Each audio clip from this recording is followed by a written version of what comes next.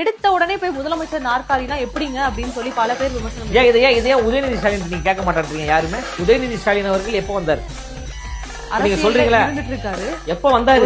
ஒரு பகுதியா இருந்துட்டு இருக்காரு. எடுத்த உடனே போய் உட்கார்ல இல்ல. வந்த உடனே இளைஞரணி செயலாளருங்க, உடனே எம்எல்ஏங்க, அப்ப அதுக்கப்புறம் மினிஸ்டருங்க, அதுக்கப்புறம் துணை முதலமைச்சர். நம்ம விமர்சனம் பண்றோம். இப்ப நாமளும் அதே மாதிரி இருப்போமா? அப்படி கிடையாதுங்க. 28 ஆண்டுகளாக எங்க தலைவர் பொது வாழ்க்கையில் இருக்கிறாருங்க. 2008லயே போராட்டம் பண்ணவருங்க, 2011ல போராடியவருங்க. தமிழ்நாட்டு மீனவர்களுக்காக தன்னுடைய ரசிகர் மன்றத்தை திரட்டி மிகப்பெரிய ஒரு ஆர்ப்பாட்டத்தை நாகப்பட்டினத்துல பண்றாரு.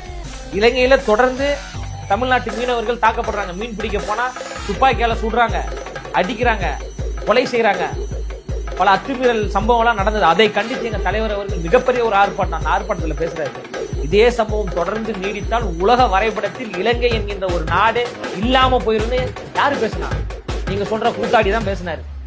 உலக வரைபடத்துல இலங்கை என்ற ஒரு இடமே இல்லாம போயிடும். பக்கத்து வீட்டுக்காரனாச்சே எந்த பிரச்சனையும் அடங்கி இருக்கும்.